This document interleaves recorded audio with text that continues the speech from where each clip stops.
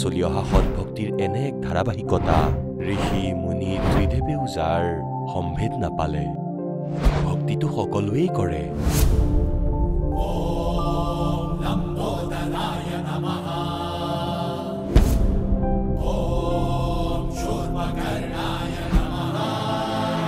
আৰু সকলো সময়তে এইটোৱেই ভাবে যে থাকিবলৈ এটা ভাল ঘৰ হওক ফুৰিবৰ কাৰণে ডাঙৰ ডাঙৰ পাৰ্ক থাকক খাবৰ বাবে সোৱাদযুক্ত খাদ্য থাকক আমাৰ কেতিয়াও বেমাৰ নহওক কেতিয়াও যেন দুখত নাথাকো আৰু কেতিয়াও যাতে নমৰো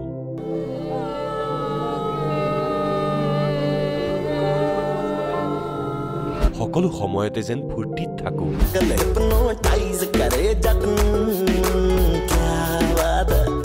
কিন্তু কিয়ে সম্ভৱ আমি সকলোৱে ইমান ভক্তি কৰো ব্ৰত ৰাখো শ্ৰাদ্ধ পাতো যাত্ৰা কৰো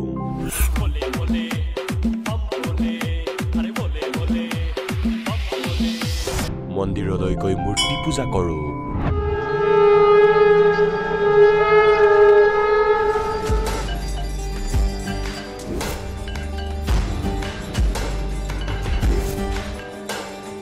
भानुकोटिभास्वरं भवाब्धितारकं परं नीलकण्ठमिप्सितार्थदायकं त्रिलोचनं कालकालमम्बुजाशमक्षशूलमक्षरं চাৰ্চলৈ গৈ প্ৰেয়াৰ কৰো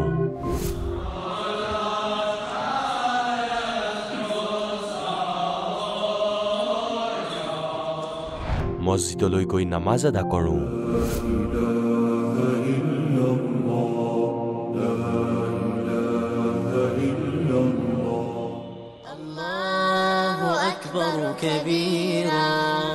আৰু গুৰুদ্বাৰালৈ গৈ শিৰ দোৱাও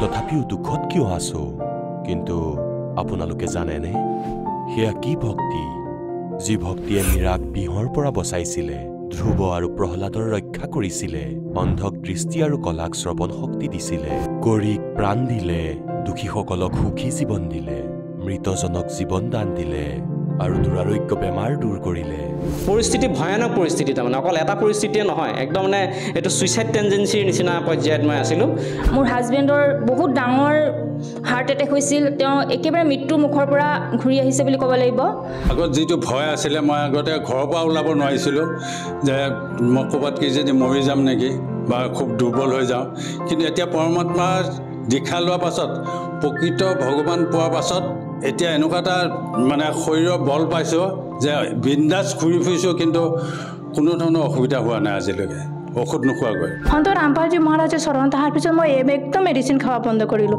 মেডিচিন নোখোৱাকৈ অকল দীক্ষা লোৱাতে মই সুস্থ হ'লোঁ মই আগতে নিচা কৰিছিলোঁ মই আৰ্মিত থাকোঁতে বহুত নিচা কৰিছিলোঁ আমি আৰ্মি পাৰ্চনটো নিচা কৰে চবে কিন্তু ময়ো নিচা কৰিছিলোঁ কিন্তু যেতিয়া তত্ত্বদৰ্শী সন্ত ৰামপাল চৰণ আহিলোঁ তাৰপিছত এই নিচাবিলাক নিজে নিজে ঠিক হৈ গ'ল সন্ত ৰামপালজী মহাৰাজৰ ওচৰত অহাৰ দিনাখনৰ পৰাই মই লাভ পাইছিলোঁ মন্ত্ৰ দিছিল সেই মন্ত্ৰ 2-3 বাৰ টান দিয়াৰ লগে লগে চাটকৈ আপোনাৰ কাল নোহোৱা হৈ গ'ল এতিয়া মই ভাবিছিলোঁ যে গুৰু মহাজনে সত্য কথা কৈছে এই পৃথিৱীত তেওঁ বাহিৰে আৰু কোনো নাই গতিকে আমি মানুহ হয় আমি শুদ্ধ জীৱ হয় আমি তেওঁৰ চৰণলৈ গৈ আমি আত্মা কল্যাণ কৰিব লাগে পূজ্য ৰামপালজী গুৰুদেৱৰ চৰণত অহাৰ পিছত লাভ বুলি ক'বলৈ গ'লে মোৰতো চাগে এসপ্তাহটো কৈ শেষ কৰিব নোৱাৰিম ইমানেই লাভ পাইছোঁ মই এতিয়া গম পাইছোঁ বাস্তৱত সেইটো সঁচা কথাই কৈছিলে যিকেইজনে কৈছিলে কাৰণ মোৰ লগত সেইটো 100% মই প্ৰমাণ পাইছোঁ মানৱ জীৱনৰ যে মুখ্য উদ্দেশ্য পৰমাত্মা প্ৰাপ্তি সেই কথাটো আমি সদগুৰু ৰামপালজী মহাৰাজৰ পৰাই গম পাইছোঁ ভক্তি সকলোৱেই কৰে কিন্তু উপৰোক্ত লাভ কেৱল সৎভক্তিৰ পৰাই প্ৰাপ্ত হয় আজিও সৎভক্তি কৰি থকা হাজাৰ হাজাৰ লাখ লাখ মানুহৰ শাস্ত্ৰ অনুকূল ভক্তিৰ লাভ প্ৰাপ্ত হৈ আছে আহক জানো এনেকুৱাই লাখ লাখ শ্ৰদ্ধালুৰ মাজৰ এজন সৎভক্তি কৰা এই শ্ৰদ্ধালুজনৰ অনুভৱ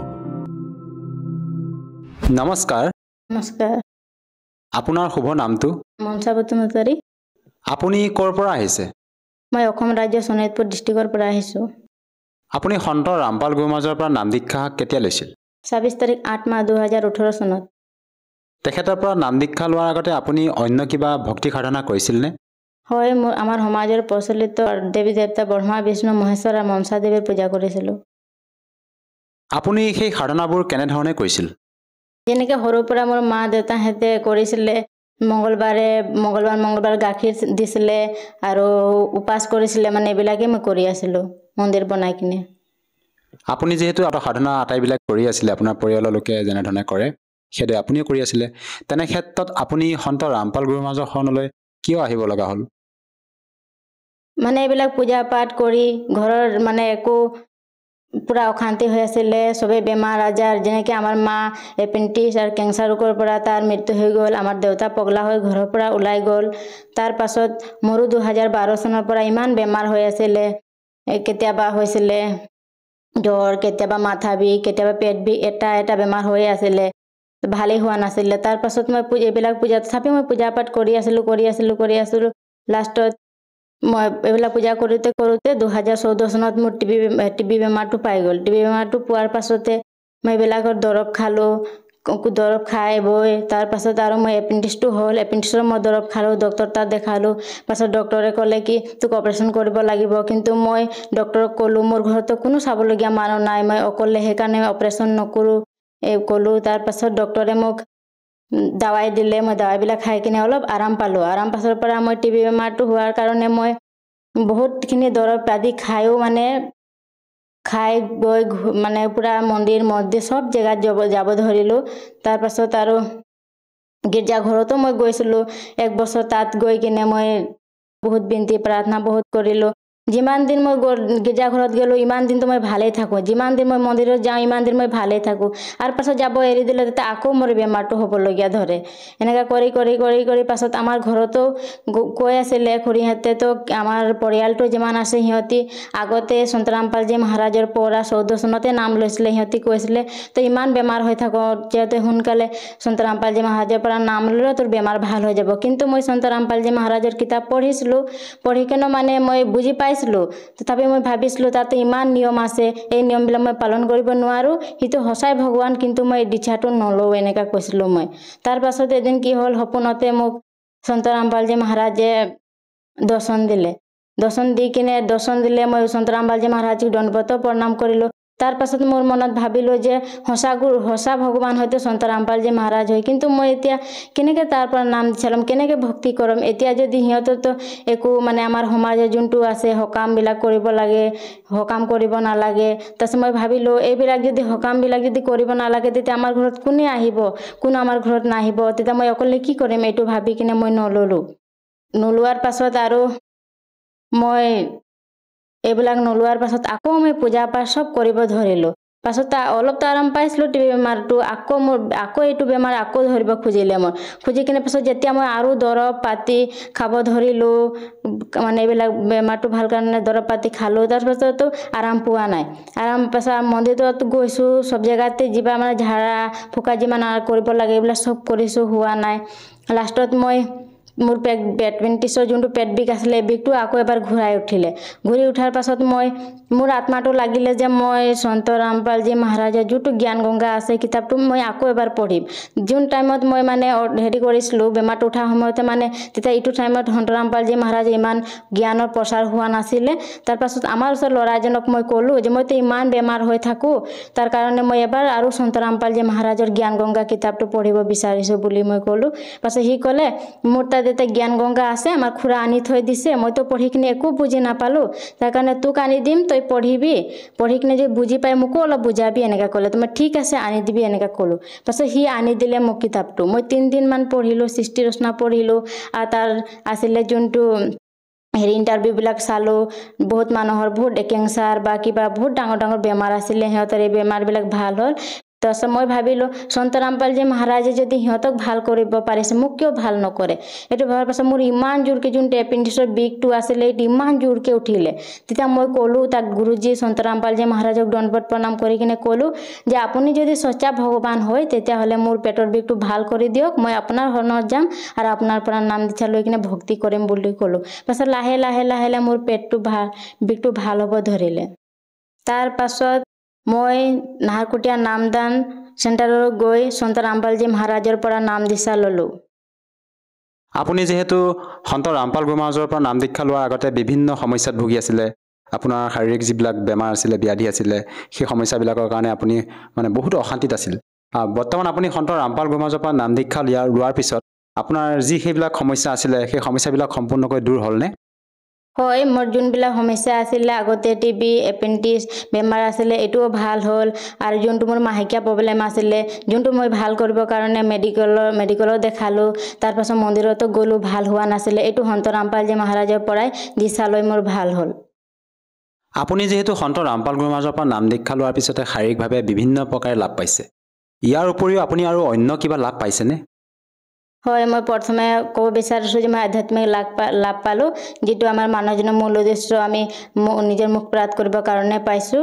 আৰু দ্বিতীয়টো হ'ল মোৰ যোনটো শাৰীৰিক আছিলে কষ্ট, এইবিলাক দূৰ হ'ল।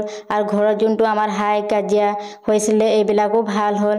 যোনটো নেকি ঘৰত মোক কোনো চাব পৰা নাছিলে, চবেই কৈছিলে তোৰ বেমাৰ কেতিয়াও ভাল নহ'ব, তই এনেকাই থাকিবি, এনেকৈ কৈ আছিলে।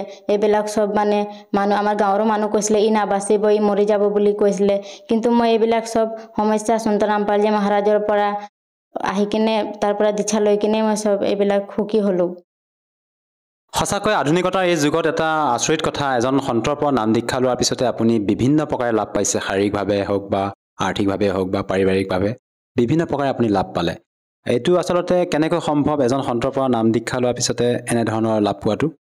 কিয় আমাৰ গুৰুজী সন্ত ৰামপালজী মহাৰাজে যোনটো ভক্তি দিছে, শাস্ত্ৰ অনুকূল ভক্তি দিছে, যোনটো আমাৰ গীতা হওক, ভগৱত হওক, দেৱী পুৰাণ চব মানে 4 বেদ, 6 শাস্ত্ৰ, অথৰ্ব পুৰাণৰ প্ৰমাণিত জ্ঞান দি আছে। তাৰ কাৰণে যোনে যদি তাৰ পৰা দীক্ষা লৈ ভক্তি কৰে তো সিহঁতৰ লাভ হ'বই। আমাক সদায় শাস্ত্ৰ অনুকূল ভক্তি কৰিব লাগে। যেনেকৈ গীতাত কৈছে, গীতা অধ্যায় 16 শ্লোক 23-24 কৈছে, যোনে মানে शास्त्र विधि त्याग कर मनमाना आचरण करता है ना उसको सुख होता है, ना गति होता है, ना उसको मोक्ष प्राप्त होता है। उसके लिए अर्जुन कर्ता और अकर्ता के व्यवस्था में शास्त्र ही प्रमाण है। আমি সদায় শাস্ত্ৰ অনুকূল ভক্তি কৰিব লাগে। শাস্ত্ৰৰ বিৰুদ্ধ ভক্তি কৰিলে কেতিয়া মানুহ সুখ শান্তি আৰু মোক্ষৰ প্ৰাপ্ত নহয়। সেইকাৰণে শাস্ত্ৰ অনুকূল ভক্তি কৰিলে আমাৰ শাৰীৰিক লাভ, মানসিক লাভ চব ঠিক হ'ব। আপুনি যিহেতু সন্ত ৰামপাল গুৰু মহাৰাজৰ পৰা নাম দীক্ষা লোৱাৰ পিছতে শাৰীৰিকভাৱে বা আৰ্থিকভাৱে হওক বিভিন্ন প্ৰকাৰে লাভ পাইছে, যিসকল দৰ্শকে আজি আপোনাক TV স্ক্ৰীণত প্ৰত্যক্ষ কৰি আছে, তেওঁলোকক আপুনি কি বাৰ্তা দিব বিচাৰে যাতে তেওঁলোকেও আপোনাৰ দৰে উপকৃত হ'ব পাৰে? বাৰ্তানো মই কি দিম, বাৰ্তাটো সন্ত ৰামপালজী মহাৰাজে দিয়ে। তাৰ কাৰণে মই চবকে হাত জোৰ কৰি এইটোৱে প্ৰাৰ্থনা কৰিব খুজিছোঁ যে আগতে মই যোনটো ভক্তি সাধনা কৰি আছিলোঁ, ব্ৰহ্মা বিষ্ণু মহেশ্বৰ মনসা দেৱীৰ, এইবিলাক চব শাস্ত্ৰৰ বিৰুদ্ধ আছিলে। তাৰ কাৰণে মই একো লাভ পোৱা নাছিলোঁ। কিন্তু এতিয়া সন্ত ৰামপালজী মহাৰাজে যোনটো ভক্তি দিছে, শাস্ত্ৰ অনুকূল দি আছে, তাৰ পৰা যদি নাম দীক্ষা লৈ কিনে যদি ভক্তি কৰে, তেতিয়া চব বেমাৰৰ পৰা, বেমাৰ আজাৰ অশান্তি চব দূৰ হ'ব। যেনেকৈ মোৰ হৈছে এতিয়া আপোনালোকৰো হ'ব। তাৰ কাৰণে আপোনালোকে সন্ত ৰামপালজী মহাৰাজৰ যোনটো সৎসং টিভিত সাধনা চেনেলত 7:30 পৰা 8:30 লৈকে আৰু এতিয়া চব জেগাতে সন্ত ৰামপালজী মহাৰাজৰ জ্ঞান গংগা জীৱন হুকুম গীতাত্মাৰ জ্ঞানৰ এইবিলাক কিতাপ এটা প্ৰচাৰ চলি আছে। এইবিলাক কিতাপ আপোনালোকে লওক আৰু এইবিলাক কিতাপ পঢ়ক আৰু জ্ঞানটো বুজি কিনে সন্ত ৰামপালজী মহাৰাজৰ পৰা নাম দীক্ষা ল'ব পাৰিব। যিহেতু আপোনালোকৰ গুৰু সন্ত ৰামপাল গুৰু মহাৰাজ হাৰিয়ানা প্ৰান্তৰ নিবাসী হয়, তেনে ক্ষেত্ৰত অসমৰ কোনো লোকে যদি তেখেতৰ পৰা নাম দীক্ষা ল'ব বিচাৰে, সহজভাৱে কেনেকৈ ল'ব পাৰিব? এতিয়া সকলোৱে শিক্ষিত সমাজ হয়, এতিয়া চবৰ হাততে মোবাইল আছে। মোবাইলতে যেনেকৈ ফেচবুক হ'ল, ইউটিউব হ'ল, চব জেগাতে এতিয়া সন্ত ৰামপালজী মহাৰাজৰ সৎসং চলি আছে। তাতে তলতে তাতে যদি সন্ত ৰামপালজী মহাৰাজৰ সৎসং বুলি চাৰ্চ কৰে, তাৰ সৎসং চাই কিনে জ্ঞানটো বুজি কিনে তাৰ তলত নাম্বাৰ দিয়া থাকে, এই নাম্বাৰত কণ্টেক্ট কৰি সন্ত ৰামপালজী মহাৰাজৰ পৰা নিঃশুল্কভাৱে নাম দীক্ষা ল'ব পাৰিব। ধন্যবাদ থাকিল। নমস্কাৰ। এতিয়া জগতগুৰু তত্ত্বদৰ্শী সন্ত ৰামপাল গুৰু মহাৰাজৰ সৎসংগৰ মাধ্যমেৰে সেই অদ্বিতীয় আধ্যাত্মিক জ্ঞানৰ বিষয়ে জানি লওঁ, যাৰ মাধ্যমেৰে আপোনালোকেও প্ৰাপ্ত কৰিব পাৰিব এনেকুৱা আধ্যাত্মিক, মানসিক আৰু ভৌতিক সুখ, যি এতিয়ালৈকে কেৱল আপোনালোকে মীৰাবাই, ধ্ৰুৱ, প্ৰহ্লাদ আদি কেইজনমান ভক্তৰ জীৱন কথাতহে শুনিছে।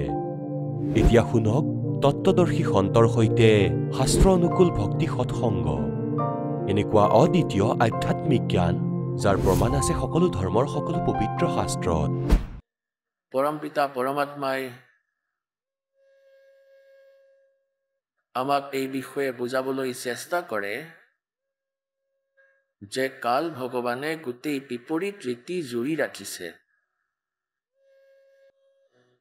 আমি এই কালৰ জালত ইমানকৈ বান্ধ খাই গলো যে আমাৰ এখন সমাজ গঠন হ'ল। সেই সমাজৰ অনুসৰি সকলো সুবিধা যেতিয়া আমি নাপাওঁ তেতিয়া আকৌ যথেষ্ট অসুবিধা হয়। যেনেকৈ আমাৰ সমাজত পুত্ৰৰ প্ৰাপ্তি অতি গুৰুত্বপূৰ্ণ বুলি গণ্য কৰা হয়। যদি পুত্ৰ নাথাকে জীৱনটোৱেই ব্যৰ্থ, লাগিলে পুত্ৰী যিমানেই নাথাকক কিয়। গতিকে এয়া কাল ভগৱানৰ এখন প্ৰভাৱশালী জাল যি আমাৰ ওপৰত পেলাই ৰাখিছে। যিজনৰ পুত্ৰ নাই তেওঁ নিজকে সমাজত নিজেই নিজক এজন দুৰ্বল বুলি ভাবে, বৃথা বুলি ভাবে। আৰু যিজনৰ একেবাৰেই সন্তান নাই তেওঁতো নিজৰ জীৱনকেই ব্যৰ্থ বুলি ভাবে, বিনা জ্ঞানেৰে। আমি জ্ঞানৰ অবিহনে দুখী ইয়াত। যেতিয়া আমাৰ জ্ঞান হ'ব তেতিয়া এই কথাবোৰে আমাক দুখী নকৰিব। তাৰ পিছত তাৰ বাহিৰেও আমি ধৈৰ্য ধৰিলো যে কন্যা হ'ব, কন্যা। পুত্ৰ নহ'ল, আগলৈ আকৌ সেই ভনীসকলৰ কন্যাসকলৰ কিমান কষ্ট হ'ব। যেনেদৰে তেওঁলোকৰ সন্তানৰ বিয়া হ'ব, ভাই নাথাকিলে শোভা নাপায়। সেইদিনা ভনীসকলে বহুত কান্দিব, হয়তো খুৰা বৰদেউতাসকলে যিমানেই যি নকৰক কিয়। আকৌ আমি আৰু এটা বনাই ৰাখিছো, ৰক্ষাবন্ধন। সেই ৰক্ষাবন্ধনৰ দিনা সেই ভনীসকলে আকৌ কান্দিব যিসকলৰ ভায়েক নাই। কওক, সি ৰক্ষা কৰিব পাৰিব জানো নিজৰ ভনীক? সেই ভায়েকে যিয়ে সুৰক্ষা দিবলৈ ৰাখি বান্ধিবলৈ যায় যে ভাই তুমি মোৰ ৰক্ষা কৰিবা। এজন ভনীয়েকে কৈ আছিলে যে ৰক্ষাবন্ধনৰ দিনা, এয়া নাম লোৱাৰ আগৰ কথা, নাম লোৱাৰ পাছত আমি এইবোৰ নকৰো কিয়নো আমি বুজি পাই যাওঁ। এতিয়া তেওঁ অনুভৱ কৰিলে যে মই মোৰ ভাতৃৰ ঘৰলৈ গৈছিলো, মাৰ ঘৰত, ৰক্ষাবন্ধনৰ দিনা অপেক্ষা কৰি আছিলে যে ভাইক আহিব আৰু ৰাখি বান্ধিব।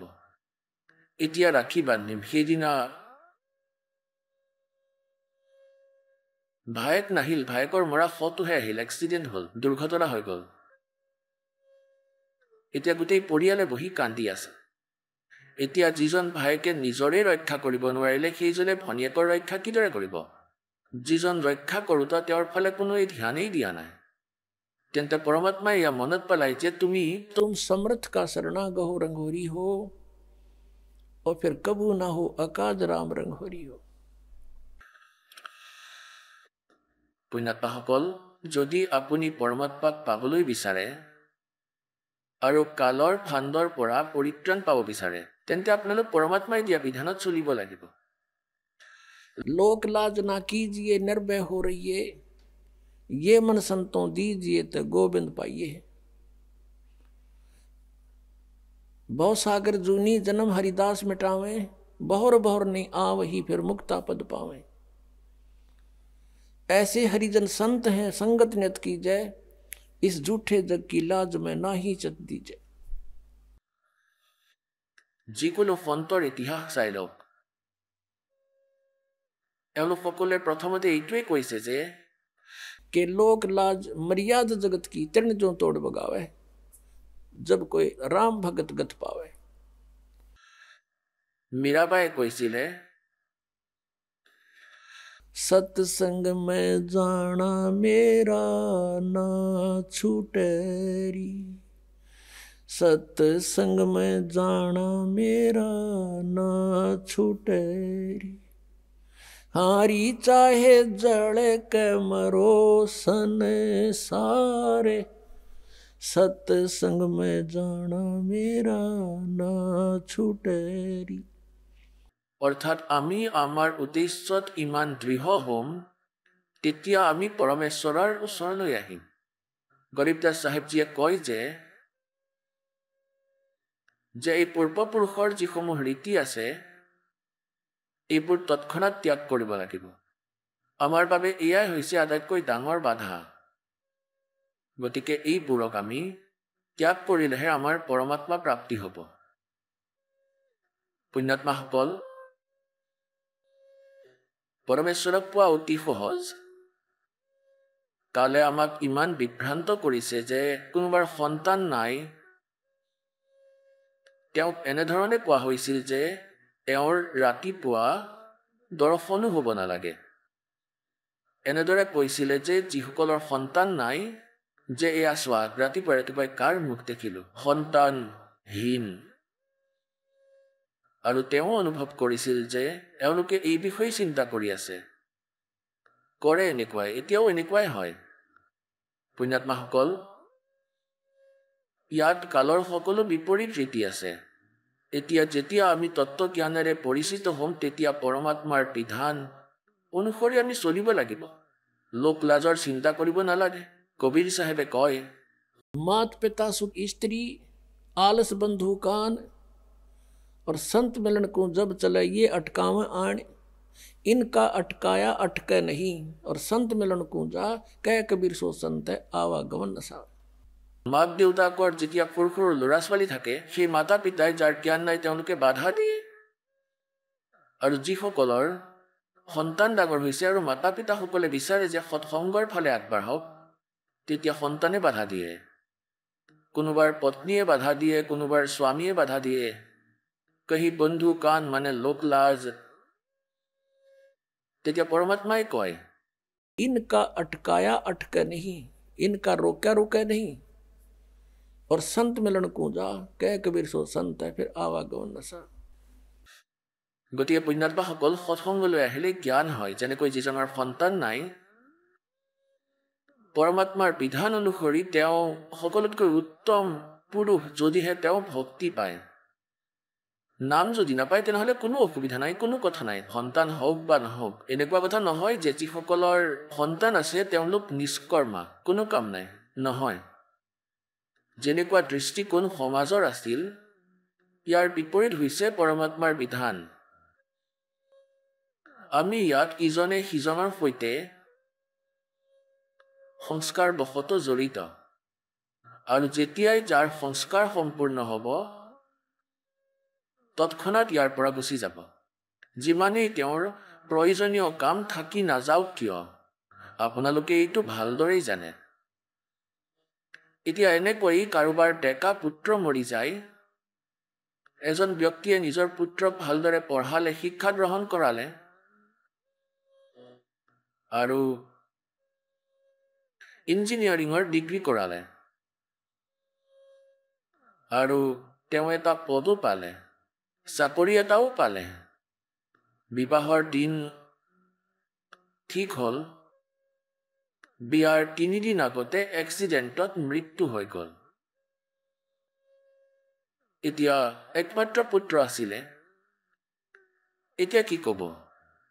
এতিয়া বেচেৰাই কান্দি আছে।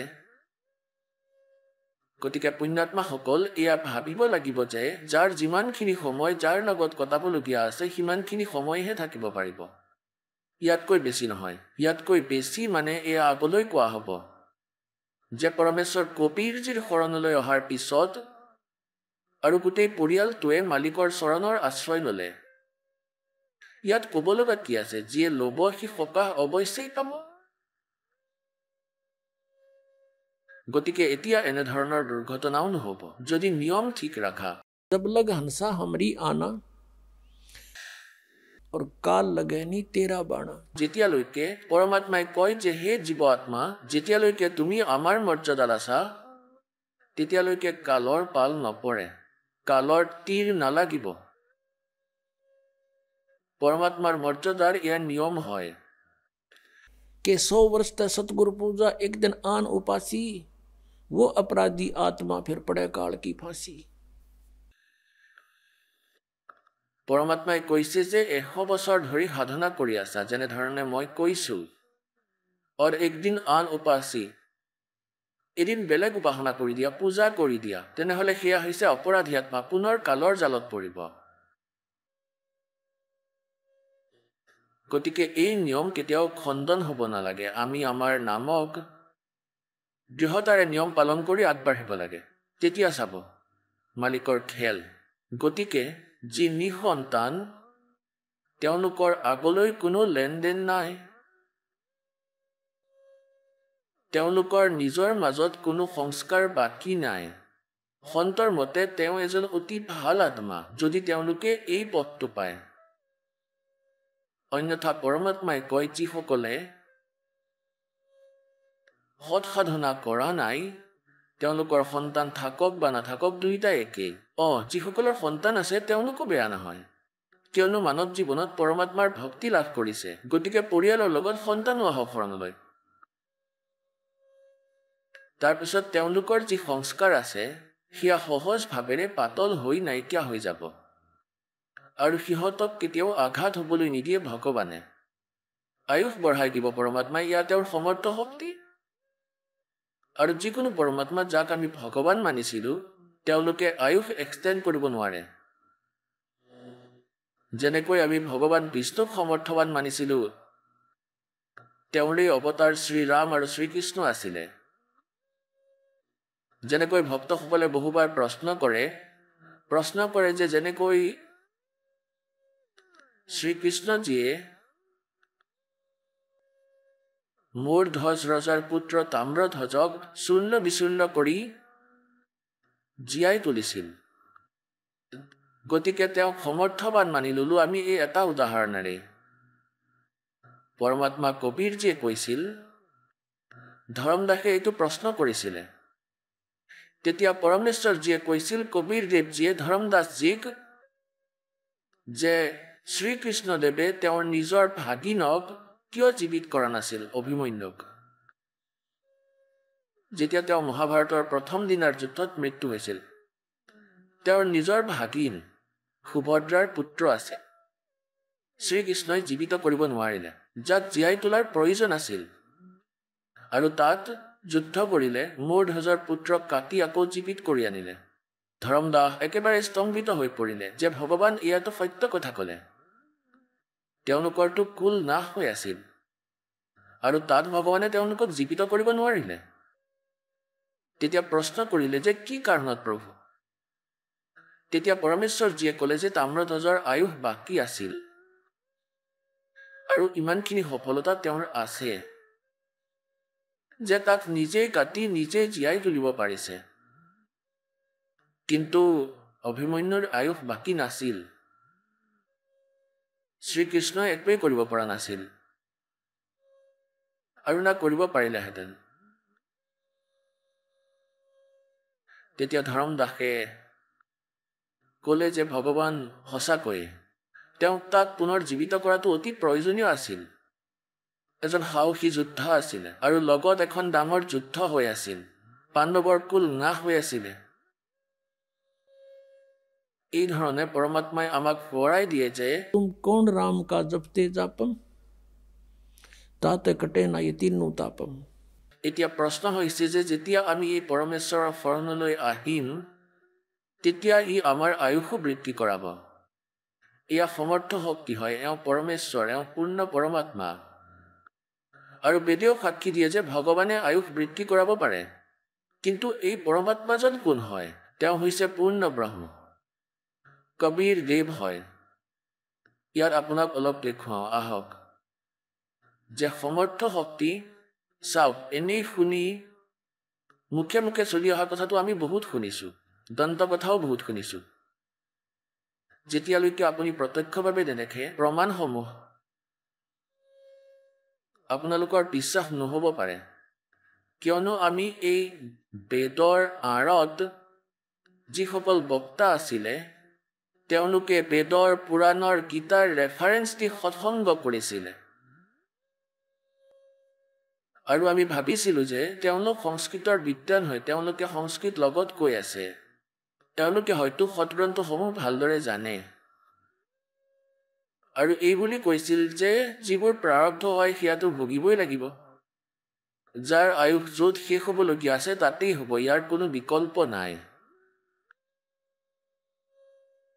আৰু পৰমাত্মাৰ মহিমা এই গুণতেই লিখা আছে যে পৰমাত্মাই আমাৰ আয়ুস বঢ়াব পাৰে, আমাৰ জীৱনলৈ আহিবলগীয়া সংকটৰ নাশ কৰিব পাৰে। তেওঁলোকে কেনেকৈ কৰিব পাৰিব? যিসকলৰ সাধনা সত্য হয় আৰু শাস্ত্ৰ অনুকূল হয়, তেতিয়াহে তেওঁলোকে ভালকৈ সকাহ পায়। পৰমাত্মাই আমাৰ আয়ুসো বঢ়াব পাৰে। আপোনালোকক বেদত দেখুৱাই আছো, কিয়নো শিক্ষাৰ পৰা লাভ এইটোৱে হৈছে যে আমি সৎগ্ৰন্থসমূহ নিজেই পঢ়িব পাৰোঁ। আৰু যেতিয়ালৈকে আমি নিজেই বুজি নলওঁ, তেতিয়ালৈকে আমাক যিয়ে যেনেকুৱাই ক'ব আমি তাকেই মানি লওঁ,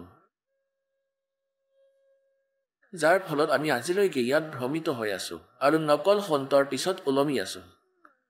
এয়া চাওক, এয়া হৈছে ঋগ্বেদ। আপোনালোকক দেখুৱাইছো এয়া ক'ৰ পৰা প্ৰকাশিত। সৰ্বদেশিক আৰ্য প্ৰতিনিধি সভা, মহৰ্ষি দয়ানন্দ ভৱন, ৰামলীলা ময়দান, নতুন দিল্লীৰ পৰা। ইয়াৰ ফোন আৰু ফেক্স নম্বৰ এয়া। ইয়াৰ মুদ্ৰক হৈছে prince offset printers, 1510 পটৌদি house, Daryaganj, নতুন দিল্লী। ঋগ্বেদৰ মণ্ডল নম্বৰ 10 সূক্ত 161 আৰু মন্ত্ৰ নং 2। যদি ৰোগী ধ্বংস জীৱন শক্তিৰ হয়, অৰ্থাৎ যাৰ জীৱন ধ্বংস হ'বলৈ ওলাইছে, হৈ গৈছে অথবা সীমাৰ বাহিৰলৈ ওলাই গৈছে, যদি মৃত্যুৰ নিকটত গৈ পাইছে, তেতিয়াও সেই ৰোগীক এয়া চাওক, দয়ানন্দৰ ভক্তই মই বৈদ্য লিখি দিলে। কাৰণ দয়ানন্দই এইটো বিশ্বাস কৰিছিলে যে ভগৱানে একো কৰিব নোৱাৰে, না ৰোগীক আৰোগ্য কৰিব পাৰে, না আয়ুস বঢ়াব পাৰে। সেয়েহে ইয়াত লিখিছে যে মই বৈদ্য, ৰোগৰ পৰা পৰিত্ৰাণ দিওঁ, হাতৰ মুঠিৰ পৰা কাঢ়ি আনো আৰু 100 শৰৎ ঋতুলৈ অৰ্থাৎ 100 বৰ্ষলৈ জীয়াই থাকিবলৈ ইয়াক বলযুক্ত কৰোঁ। এতিয়া ইয়াত যি ইচ্ছাকৃতভাৱে তেওঁ যি কথা লিখিলে, এই মূল পাঠত ইয়াত বৈদ্যৰ উল্লেখ নাই, কিয়নো বেদ কোনো মেডিচিনৰ কিতাপ নহয়। ইয়াত ভগৱানৰ বিৱৰণ আছে, মহিমা আছে। ইয়াত আকৌ এবাৰ এনেদৰেই লিখি দিলে, পৰমাত্মাই কয়, तोर चोरावे तुमड़ी, वो गड्ढे पानी में, वो गड्ढे हुआ ऊपर आवे ना, सच्चाई छनी ना। কিন্তু ক'ৰবাত নহয় ক'ৰবাত পৰমাত্মাই ইহঁতৰ চকু বন্ধ কৰি দিছিল। য'ত তেওঁলোকে সত্য লিখিছিলে, নিবিচৰাকে লিখিছিলে, ভগৱানে লিখুৱাইছিলে, তেন্তে কি লিখিছিলে চাব। ঋগ্বেদ মণ্ডল নম্বৰ 9 সূক্ত 80 আৰু মন্ত্ৰ নম্বৰ ইয়াৰ 2।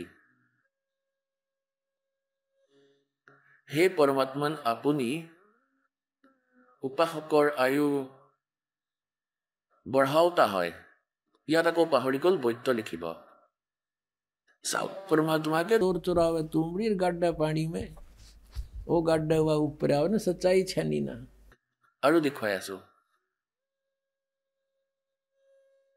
ইয়াৰে অনুবাদত চাব। এয়া আকৌ দেখুৱাই আছো, আৰু এটা দেখুৱাই আছো এওঁলোকৰে।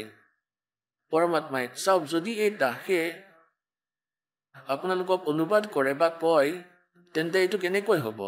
আপোনালোকৰ বিশ্বাস হৈ যাব পাৰে, কিন্তু এনেকৈ হ'বলৈ নিদিয়ে। এনেকুৱাকৈ কৈ আপোনাক ভ্ৰমিত কৰি দিব যে ৰামপালে সংস্কৃত নাজানে, এওঁ বেদৰ কি অনুবাদ কৰিব। আৰু এনেকৈ আমাৰ কবিৰ চাহেবৰ বিষয়ে এওঁলোকে বাধা দি কৈছিল যে কবিৰ অশিক্ষিত হয়, অক্ষৰৰ জ্ঞান নাই, এইবোৰ হৈছে সংস্কৃতৰ বিষয়। এই সদগ্ৰন্থবোৰ বুজি পোৱাৰ এই শিপিনীৰ সমৰ্থ আছে জানো? তেওঁ মিছা কথা কয়, আৰু পৰমাত্মাই সকলোবোৰ সঁচাই কৈছিল। 600 বছৰ আগতে এইবোৰ কথা কৈছিলে, যি দাসে সদগ্ৰন্থসমূহৰ লগত আপোনালোকক মুখামুখি কৰাইছে। আৰু তেওঁৰ পৰাই আজি পৰমাত্মাই অনুবাদ কৰি ৰাখিছে। তেওঁৰেই অনুবাদত পৰমাত্মাই দয়া কৰিছিল। নতুনকৈ কোনে ক'ব যে মই কাল হয় আৰু ভগৱান কোনোবা আন হয়? গীতাত সকলো কোৱা আছে। মালিকে কোৱালে, সি গমেই নাপালে কেনেকৈ কি কৈ গ'ল, আৰু সত্য কোৱাই দিলে দাতাই, ব্ৰহ্মটো, কালটো, যে সেই পৰমাত্মাটো কোনোবা বেলেগ হয় আৰু মইতো কাল হয়, সকলোকে খাবলৈ আহিছোঁ। তেতিয়া সি গৰ্বৰে ক'লে যে মোকতো ইয়াত বাধা দিয়া কোনো নাই, গতিকে মই কৰি দিওঁ। আৰু সঁচাকৈ কৈ দিলে। এতিয়া আমাৰ কামত আহিব। এতিয়া চাওক, এইখন ঋগ্বেদ হয়, ইয়াৰ দ্বিতীয় ভাগ। ই দীঘল ডাঙৰ আকাৰত আছে, ডাঙৰ আকাৰত আছে। প্ৰকাশক হ'ল পণ্ডিতা ৰাকেশ ৰাণী, আৰু এইটো ক'ৰ পৰা ছপা হৈছে? প্ৰধান কাৰ্যালয় বেদ মন্দিৰ মহাত্মা বেদ ভিক্ষু সেৱা আশ্ৰম লেখ ৰামনগৰ ইব্ৰাহিমপুৰ মুখমেলপুৰ দিল্লী দুৰ্ভাষ। এয়া দয়ানন্দ সংস্থান, আৰু এয়া হৈছে ইয়াৰ অনুবাদক মহাত্মা বেদ ভিক্ষু ভাৰতেন্দ্ৰ নাথ, আৰু দয়ানন্দ সংস্থান কৰলবাগ নতুন দিল্লী। ইয়াত ইয়াৰ অনুবাদ কৰা হৈছে। এয়া চাব, এয়া হৈছে ঋগ্বেদ মণ্ডল নম্বৰ 10 সূক্ত 161। এয়া 161, আৰু এয়া ইয়াৰ দ্বিতীয় মন্ত্ৰ, আৰু ইয়াত খুব ভালদৰে অনুবাদ কৰা হৈছে। সত্যতা, যদি কোনো ৰোগী এজনৰ জীৱন শক্তি সমাপ্ত হৈছে, তেওঁৰ আয়ু আৰু নাই, যদি তেওঁ সীমা অতিক্ৰম কৰিছে, যদি তেওঁৰ মৃত্যুৰ নিকটলৈ গৈছে, তেতিয়াও তেওঁক মই বেছি কষ্ট প্ৰদান কৰা ৰোগৰ পৰা মই মুক্ত কৰাওঁ, আনকি তেওঁক 100 বৰ্ষ অৰ্থাৎ 100 বছৰৰ জীৱন হেতু বল সম্পন্ন কৰোঁ। ভাৱাৰ্থটো ঠিকেই লিখিছে ইয়াত। যদি ৰোগীৰ জীৱন শক্তি সমাপ্ত হয়, অৰ্থাৎ বয়স শেষ হৈ গৈছে, আয়ু শেষ হৈছে, আৰু তেওঁৰ ৰোগ সীমা অতিক্ৰম কৰিছে, তেতিয়াও পৰমাত্মাই তেওঁক এই কষ্টপদ ৰোগৰ পৰা মুক্ত কৰি 100 বৰ্ষ অৰ্থাৎ 100 বছৰৰ জীৱন দিব পাৰে। ইয়াত একেবাৰেই সঁচা লিখিছে, কিয়নো ইয়াত পৰমাত্মাৰ মহিমাৰ বিৱৰণ আছে, কোনো বেদৰ বা ঔষধৰ কিতাপ নহয়। এয়া চাওক, ঋগ্বেদ মণ্ডল নম্বৰ 9 সূক্ত নম্বৰ 80হে। ইয়াত 82 লিখি থৈছে, ভুল লিখি ৰাখিছে, কাৰণ ইয়াৰ পৰা আৰম্ভ হৈছে 80ৰ পৰা, আৰু আগত 82 আৰম্ভ হৈছে। এয়া 79 সমাপ্ত হৈছে, এয়া 80 আৰম্ভ হৈছে, আৰু ইয়াৰ দুটা মন্ত্ৰ ইয়াত আছে। ইয়াত আগলৈ 82 আৰম্ভ হৈ যায়, সেয়ে লিখিছে ইয়াত 81। ইয়াত 81 পূৰ্ণ হৈ গ'ল।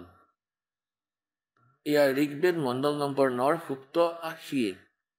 এয়া 81, ইয়াত 81 নম্বৰটো আছে, 80 নম্বৰটো ইয়াত সমাপ্ত হৈছে। ইয়াত চাওক, ইয়াত ইয়াৰ দ্বিতীয় মন্ত্ৰ, ইয়াৰ মণ্ডল নম্বৰ 9 সূক্ত 80 বুজি লওক। হে পৰমাত্মান, আপুনি উপাসকৰ আয়ু বঢ়াওতা হয়, যি একেবাৰে সঠিক লিখা আছে ইয়াত। এতিয়া পুণ্যাত্মাসকল, আমি সেই পৰমাত্মাৰ শৰণ গ্ৰহণ কৰিব লাগে, যিজনৰ বেদে গুণ গায়। পৰমেশ্বৰে স্বয়ং কয়, वेद मेरा भेद है, मैं ना वेदन के माही, और जौन वेद से मैं मिलूं ये वेद जानते नहीं। এই চাৰিখন বেদৰ ভিতৰত কবিৰ পৰমেশ্বৰে কয় যে ইয়াত মোৰেই গুণগান আছে। নিজৰ দ্বাৰা ৰচনা কৰা এই সৃষ্টিত পৰমাত্মাই স্বয়ং আহি কয় যে, তেওঁ কি কয়?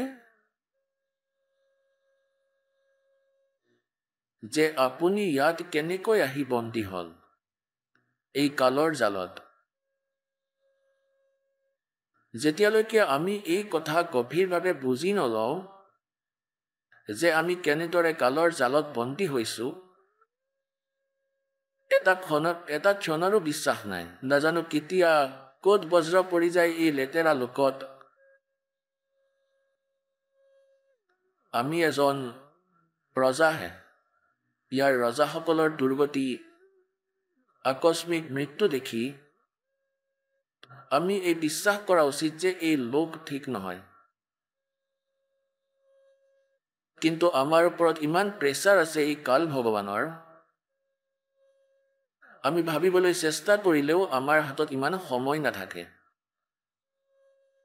আৰু যেতিয়া মৃত্যু হৈ যায়, তেতিয়া দিনৰ দিনটো কুকুৰ হৈ য'তে ত'তে ঘূৰি ফুৰি থাকে। কেতিয়াবা ইফালে গৈছে, কেতিয়াবা সিফালে ঠেকা খাইছে, গোটেই দিনটো শান্তি নাই। এজন ভকতে নিজৰ বন্ধুক কৈছিলে যে ব'লা ব'লা আজি আমি সৎসংগলৈ যাওঁ। প্ৰথমতে দুইজন বন্ধু আছিল আৰু এই জ্ঞান বুজি পোৱাৰ পিছত তেওঁ তেওঁৰ বন্ধুক কৈছিলে যে ব'লা সৎসংগলৈ যাওঁ। সি কৈছিলে যে সময় নাই, টাইম নাই মোৰ হাতত। আৰু বন্ধুৰ কৰ্তব্য হয় যে বন্ধুক বুজনি দিয়া। সি বহুত বুজাবলৈ চেষ্টা কৰিছিল যে সি পাছত ভুগিব। ৰৈ ৰৈ সি যায় আৰু তাক বুজাবলৈ চেষ্টা কৰে। শেষত নিষ্কৰ্ষ এইটোৱে ওলাই যে সি কৈ দিয়ে যে মোৰ সময় নাই। বহুবাৰ পোৱাৰ পিছতো সি একেই উত্তৰ দিলে। এদিন তাৰ মৃত্যু হৈ গ'ল। অনুপদেশী বন্ধুজনক এতিয়া তাক উঠাই লৈ গৈ আছে তাৰ অন্তিম সংস্কাৰ কৰিবৰ বাবে। এতিয়া সেই উপদেশী বন্ধুজনো তাৰ লগতেই গৈ আছিলে আৰু কৈ আছিলে राम नाम सत्य है, सत्य बोलो गत है। और वो कह रहा था आज भाई ने फुर्सत है। তেওঁতো পুৰা কথাটো ক'বই পাৰিছিল যে আজি মোৰ ভাইৰ সময় আছে। আন এজনে ক'ব ধৰিলে ভাই তুমি এনেকৈ নক'বা।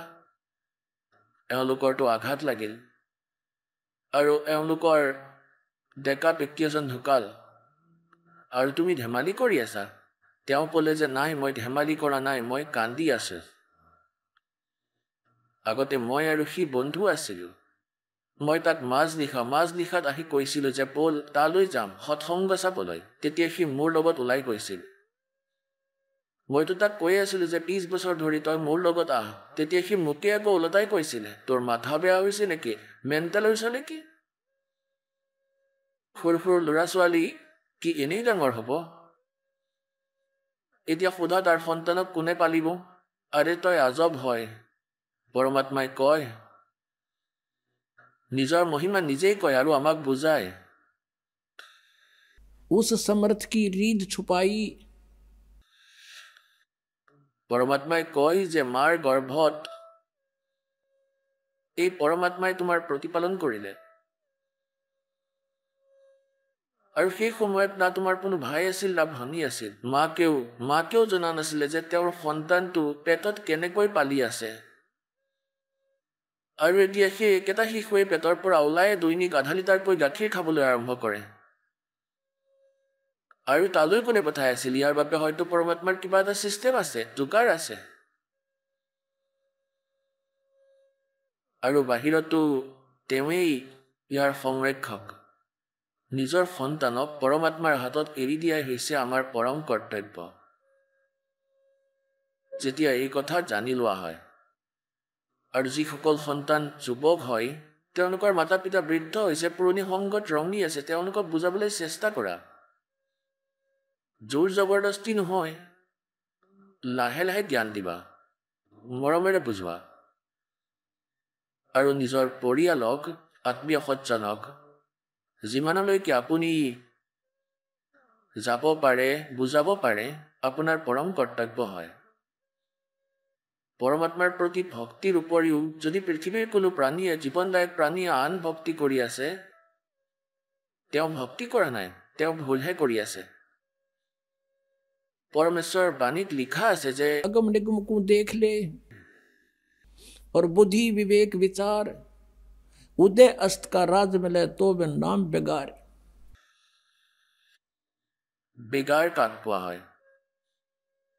আগৰ দিনত আজিৰ পৰা প্ৰায় 40 বছৰ আগতে এই পুলিচসকলে তেওঁলোকৰ থানাত কোনো ধৰণৰ ভেহিকল নাছিলে। তেওঁলোকে কিন্তু তেতিয়া এনেকৈ ধৰিব পাৰিছিল। কোনো টেম্পু চালকে কোনো জীপৱালা পাই গ'লে তাতেই গোটেই দিন ৰেল বনাই ৰাখে। এনেকুৱা এজন টেম্পু চালকক ধৰিছিল আৰু তাক ৰাতিপুৱা 6 বজাত লৈ গৈছিল। এতিয়া আপোনালোকে শুনিলে জগতগুৰু তত্ত্বদৰ্শী সন্ত ৰামপাল গুৰু মহাৰাজৰ মংগল প্ৰবচন। আহক এতিয়া শুনো ভগতসকলৰ অনুভৱ, যিসকলে সন্ত ৰামপাল গুৰু মহাৰাজৰ প্ৰমাণিত জ্ঞানৰ পৰা প্ৰভাৱিত হৈ নাম দীক্ষা লৈ বহুতো লাভ প্ৰাপ্ত কৰিলে। নমস্কাৰ ছাৰ। নমস্কাৰ ছাৰ। ছাৰ কি নাম আপোনাৰ? মোৰ নাম ডক্টৰ সুজিত কুমাৰ হয় ছাৰ। সুজিত আপুনি ক'ৰ পৰা আহিছে? মই বিহাৰৰ বাসিন্দা, ঔৰংগা জিলা গৌৰ থানাৰ হয়। সুজিত আপুনি সন্ত ৰামপালদেৱ মহাৰাজৰ পৰা নাম দীক্ষা কেতিয়া ল'লে? ছাৰ মই সন্ত ৰামপালদেৱ মহাৰাজৰ পৰা নাম দীক্ষা 17 জুনত লৈছিলোঁ 2018-ত। সুজিত আপুনি সন্ত ৰামপালদেৱ মহাৰাজৰ পৰা নাম দীক্ষা লোৱাৰ আগতে কি ভক্তি সাধনা কৰিছিলে? ছাৰ এনে দেৱী দেৱতা আৰু পাথৰক পূজা কৰিছিলোঁ আৰু যোগ ইত্যাদি কৰাৰ কাৰণে আৰ্য সমাজৰ যি আপোনাৰ বাবা ৰামদেৱ যে আছে তেওঁৰ য়োগা কৰিছিলোঁ। তেওঁ ওম মন্ত্ৰৰ উচ্চাৰণ কৰিবলৈ কৈছিলে। যোগ কৰাৰ সময়ত তাৰেই উচ্চাৰণ কৰিছিলোঁ। তেন্তে কি কাৰণে আপুনি সন্ত ৰামপালদেৱ মহাৰাজৰ শৰণলৈ আহিলে? চাওক ছাৰ, সন্ত ৰামপালদেৱ মহাৰাজৰ শিষ্য হোৱাৰ বহুত ডাঙৰ কাৰণ আছে। মোৰ কাৰণটো হৈ গ'ল যে মই যোগ কৰিছিলোঁ কিন্তু লগতে নিচাও কৰিছিলোঁ। আৰু মই যদিও ডক্টৰ হোৱাৰ পিছতো মাংস খাইছিলোঁ, মদ খাইছিলোঁ আৰু বহুত কিবা কিবি বেয়া কামো কৰিছিলোঁ। আৰু মই ভক্তি কৰাৰ পাছতো মোৰ মনত কিবা কিবি প্ৰশ্ন আহি আছিলে, কিবা কিবি কুৱেশ্যন আহি আছিলে যে মই শান্তি কিয় পোৱা নাই, ঘৰত কিয় ইমান সমস্যা, কাজিয়া হৈছিলে, মই বেয়া বেয়া শব্দও কৈছিলোঁ। মোৰ এনেকুৱা লাগিছিল যে পৃথিৱীত আন কোনো ৰাস্তাই নাই কাৰো লগতে। এই সময়তে কি হ'ল যে সন্ত ৰামপালদেৱ মহাৰাজৰ যি শিষ্য তেওঁ দৃঢ় ভক্ত আছিলে। তেওঁ মোক ক'লে যে আপুনি ইমান বেয়া কাম কৰে, আপুনি ইমান ভাল মানুহ, আপুনি এজন ডক্টৰ হৈও ইমান বেয়া কাম কৰি আছে, গতিকে মই আপোনাক ভাল মানুহ বুলি নাভাবোঁ। তেতিয়া মই ক'লোঁ যে কিবা ৰাস্তা আছে যদি কওক। তেওঁ তেতিয়া এটা পথ দেখুৱালে যে আপুনি মোৰ লগত ব'লক, এঠাইলৈ লৈ যাম মই আপোনাক। তালৈ যোৱাৰ পিছত সেইদিনা প্ৰকট দিৱস, কবিৰ চাহেবৰ প্ৰকট দিৱস আছিল। তাৰপিছত মই তালৈ গ'লোঁ। আগতেও হাৰিয়ানালৈ গৈছিলোঁ, কেইবাদিনো থাকিছিলোঁ। দিল্লীতো মই কেইবাদিনো থাকিছিলোঁ, কেইবা বছৰো। তাত এটা মই বহুত ধুনীয়া বস্তু দেখিবলৈ পালোঁ যে ইমান মানুহ আহিছে, লাখৰ সংখ্যাত মানুহ আছিলে, কিন্তু তাত মই এজনো বিড়ি চিগাৰেট খোৱা মানুহ নেদেখিলোঁ। মই আগতে চিগাৰেট খাইছিলোঁ, তম্বাকু খাইছিলোঁ। মই বিচাৰি আছিলোঁ ক'ৰবাত চিগাৰেট, ক'ৰবাত তম্বাকু পাওঁ নেকি, কিন্তু ক'তো নাপালোঁ। মই বহুত চিন্তাত পৰিছিলোঁ। মই ভাবিলোঁ যে ইমান মানুহ আছে আৰু বিশেষকৈ হাৰিয়ানা মানুহেতো হুক্কা খায়, ইয়াত বিড়ি চিগাৰেটো পোৱা নাই, নিশ্চয় এওঁলোকৰ মাজত কিবা কথা আছে। তাৰপিছত মই ভিতৰলৈ গ'লোঁ। বহুতকেইখন গেট লগোৱা আছিলে, গেট নম্বৰ 1, 2, 3, 4 এনেকুৱাকৈ লগোৱা আছিলে। গেটৰ ভিতৰত প্ৰৱেশ কৰাৰ পিছত দেখিলোঁ যে তাত বহুত মানুহে খানা খাই আছে।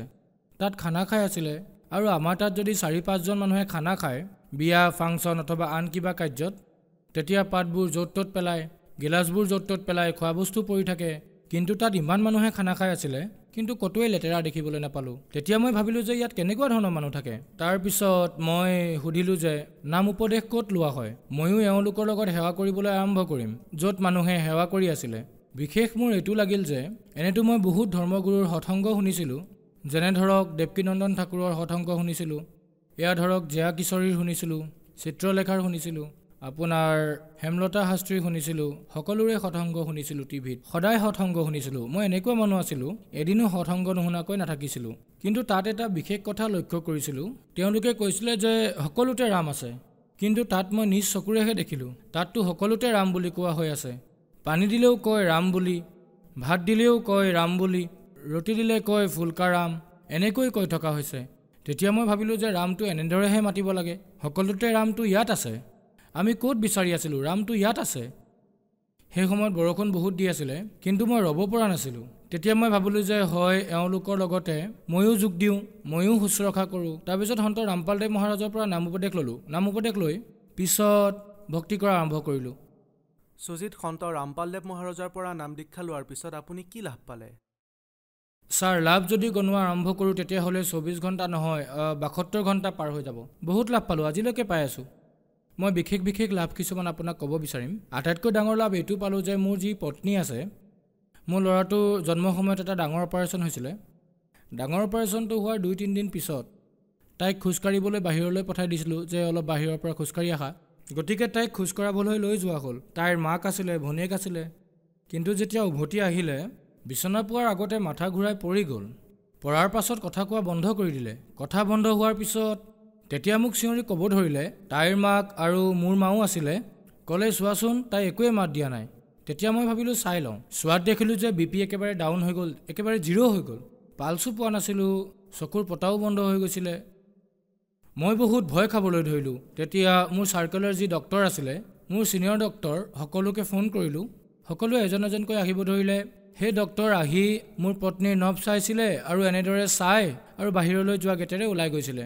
যেতিয়া এনেদৰে ওলাই যাব ধৰিলে মোৰ সন্দেহ হৈছিলে যে এওঁলোকে মোক একো কিয় ক'ব খোজা নাই, যে মই কি কৰিব লাগিব, অক্সিজেনে দিব লাগিব নে কি কৰিব লাগিবনো। ইনজেকশ্যন ঔষধৰো একো পৰামৰ্শ দিয়া নাই। আৰু আন ডক্টৰক যেতিয়া মাতিছোঁ তেওঁলোকে আচলতে বাহিৰত গৈহে কথা পাতি আছিলে। ঠিক আছে, তেওঁলোকৰ চেহেৰাৰ পৰা তেওঁলোকৰ এক্টিভিটিৰ পৰা এইটো ভাৱ হৈছিলে যে তাই আৰু নাই। ছাৰ মই কান্দিব ধৰিছিলোঁ। কান্দি কান্দি মই ভাবিলোঁ যে তাই আৰু নাবাচিব। এম্বুলেঞ্চক যেতিয়া ফোন কৰিলোঁ মোৰ ক্লিনিকলৈ এম্বুলেঞ্চ আহি থিয় হ'ল। এম্বুলেঞ্চ অহাৰ পাছত এজন ডাক্তৰে ক'লে যে তাইক সোনকালে ভিতৰত বহোৱা।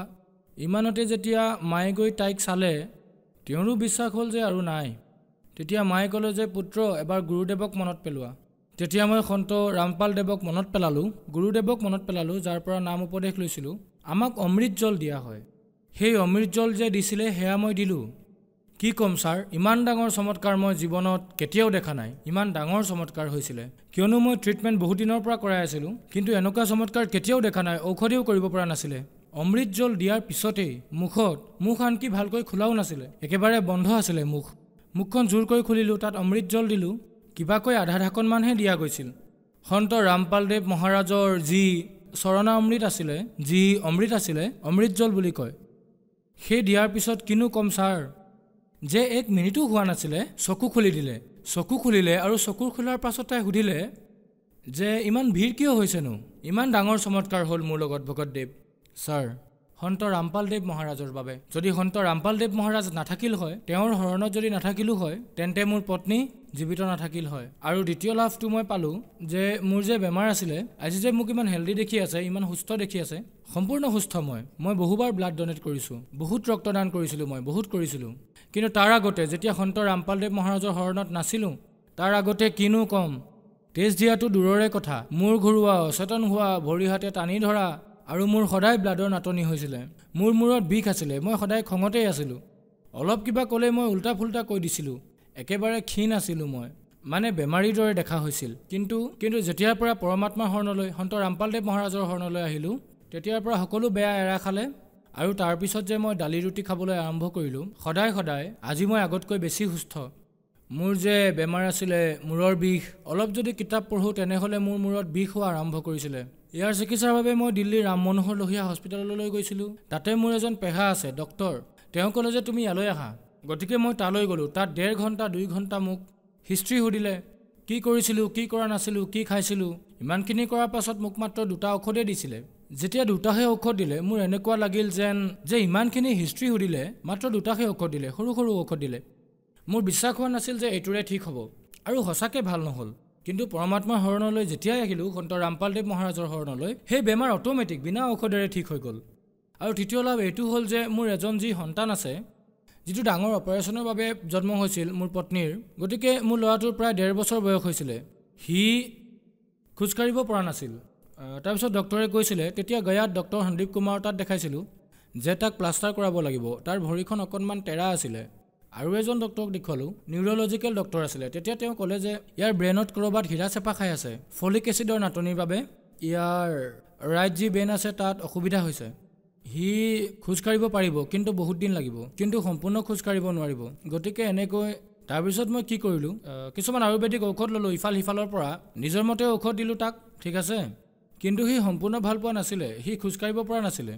সেইবাবে তাৰপিছত মই পৰমাত্মাৰ ওচৰত প্ৰাৰ্থনা জনালোঁ। পৰমাত্মাক প্ৰাৰ্থনা সন্ত ৰামপালদেৱ মহাৰাজক জনোৱাৰ পিছত কি হ'ল, কিছুদিনৰ পিছত কি দেখিলোঁ যে মোৰ ল'ৰাটো থিয় হ'ব ধৰিলে, আৰু সি ভৰিত ভৰ দিব ধৰিলে। সি এতিয়া জঁপিয়াই ফুৰিব পাৰে। মোৰ লগত আহিছে আজি সি ভগতদেৱ।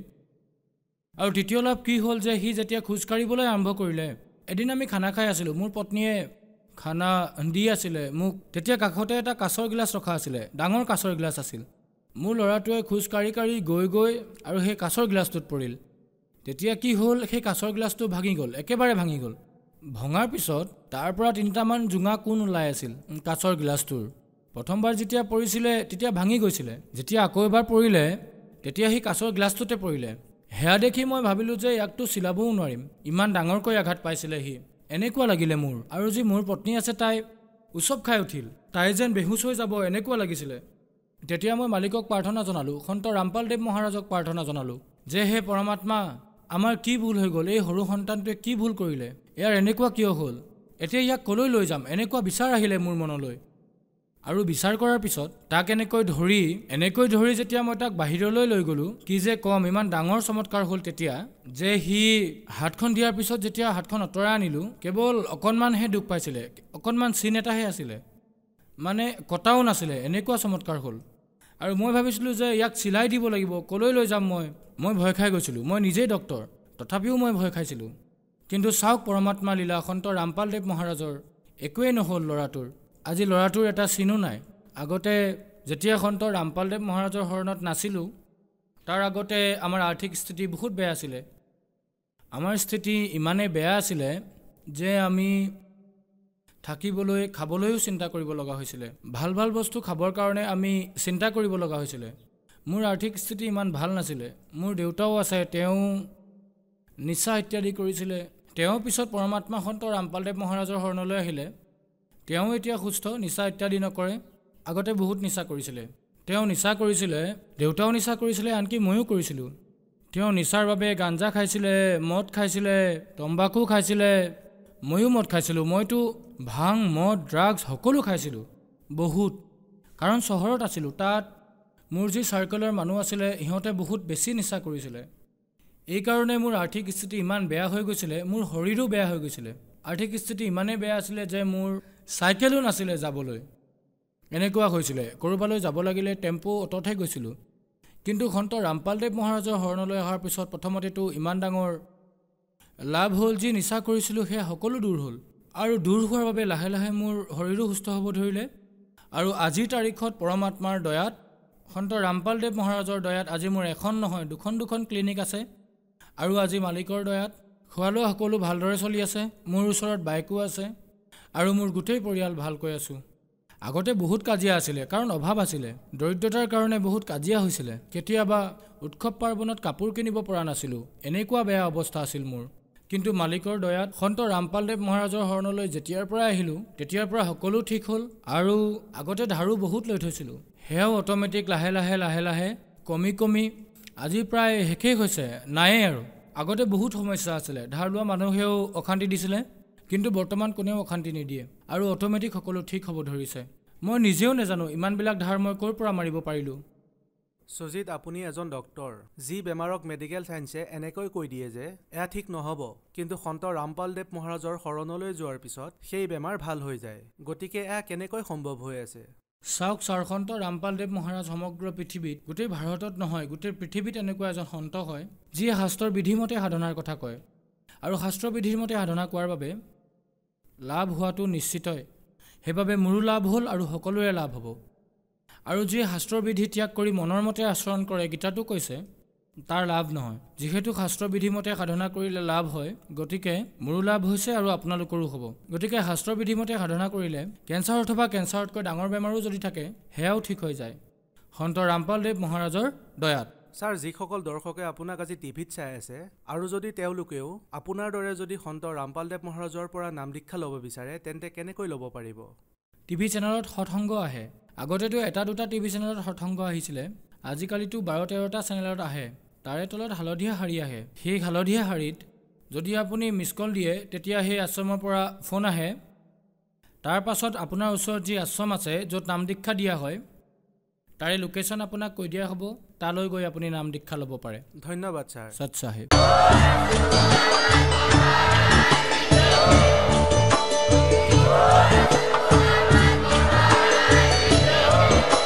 আপুনি শুনি আছিলে জগতগুৰু তত্ত্বদৰ্শী সন্ত ৰামপাল গুৰু মহাৰাজৰ মংগল প্ৰবচন অধিক জানিবৰ বাবে ভিজিট কৰক www.jagatgururampalji.org সন্ত ৰামপাল গুৰু মহাৰাজৰ শুভ আশীৰ্বাদত সমগ্ৰ বিশ্বতে 500তকৈ অধিক নাম দীক্ষা কেন্দ্ৰ আছে য'ত সন্ত ৰামপাল গুৰু মহাৰাজৰ দ্বাৰা বিনামূলীয়াকৈ নাম দীক্ষা দি থকা হৈছে আপোনাৰ ওচৰৰ নাম দীক্ষা কেন্দ্ৰৰ ঠিকনা জানিবলৈ সম্পৰ্ক কৰক 7082208528